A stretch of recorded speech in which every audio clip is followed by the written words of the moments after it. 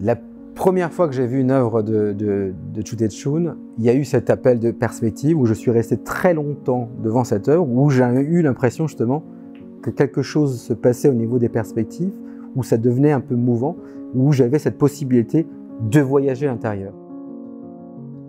C'est très important pour nous, à l'École internationale, d'inclure l'art dans toute sa splendeur, à tous les niveaux, et d'utiliser l'art comme un message, un langage universel.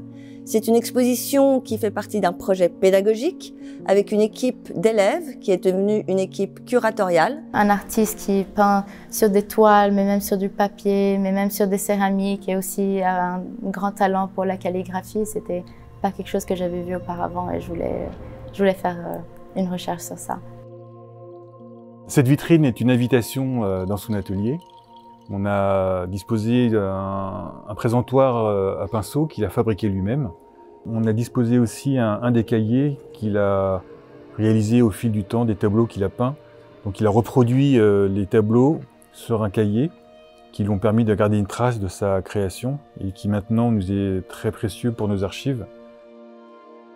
C'est aussi cette chance d'être dans une école qui nous a permis de donner 3 approches de l'œuvre et 3 entrées dans l'œuvre et d'un peu mieux comprendre ces inspirations que sont donc la nature, la musique, la poésie et qui sont vraiment très ancrées à la fois dans sa culture chinoise et dans sa culture française. J'y ai vu énormément de synergie avec les valeurs que nous prenons ici au Centre des Arts et à l'École internationale. Et à cette occasion, on a eu la chance, grâce à la Fondation Chu Teh-Chun, de bénéficier d'une exclusivité mondiale avec un film immersif. L'idée de cette expérience, c'est vraiment d'avoir une œuvre évolutive et qui s'adapte aux lieux qui vont nous recevoir. La balançoire a ce côté ludique qui fait sens avec l'école, mais surtout, c'était l'idée de pouvoir être suspendu. L'idée de ce voyage, c'est vraiment de passer à la fois du côté très réaliste d'un paysage et comme l'a fait Chu Teh-Chun, de travailler cette dématérialisation et progressivement rentrer dans son imaginaire jusqu'à ce que certains critiques qualifient d'univers cosmique, c'est-à-dire qu'on quitte complètement la matière et on est juste sur la sensation, sur le voyage. Et c'est ce qui est fabuleux dans la découverte de son œuvre. C'était une réflexion très touchante du parcours que Chu Teh-Chun a parcouru pour devenir l'artiste qu'on commémore aujourd'hui.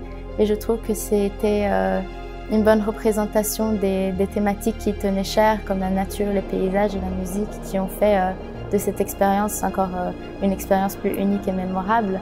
J'avais des frissons, c'était vraiment la musique surtout pour moi, ça m'a beaucoup touchée, et l'aspect de la technologie qui faisait que certaines œuvres étaient presque en 3 dimensions aussi m'a encore plus fait sentir partie de l'expérience.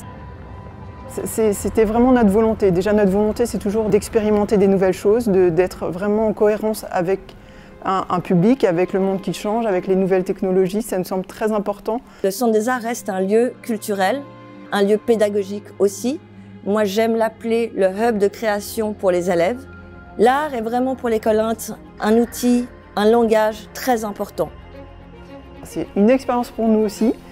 C'est la première fois et c'est vraiment une chance de le faire ici à l'école Int parce que je pense qu'ailleurs on n'aurait pas pu le faire de la même manière. Et là, on a une grande liberté d'imagination et de conception. Ce qu'on a envie de susciter chez le public, c'est de se dire « Vous ne verrez plus jamais les œuvres de Chu Teh-Chun de la même façon ».